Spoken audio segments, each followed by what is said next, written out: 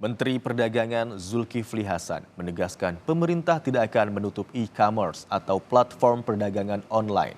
Hal ini disampaikan Zulhas menanggapi keluhan pedagang Tanah Abang soal omset yang menurun.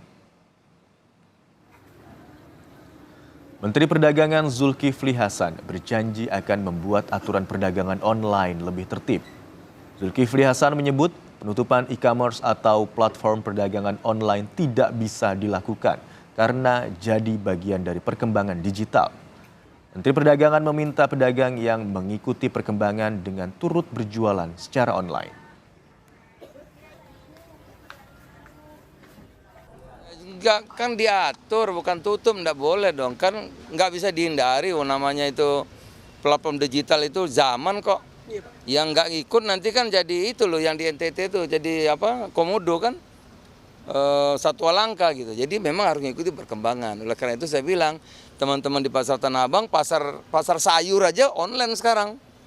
Apalagi pasar-pasar yang jual barang-barang komersial ya, pakaian, sepatu itu kan harus juga mengikuti selain offline online. Cuman memang kita tata. Kan saya terima kasih pada Shopee ya. Shopee sudah nggak impor lagi dia, tapi dia akan menjual produk-produk lokal, kan keren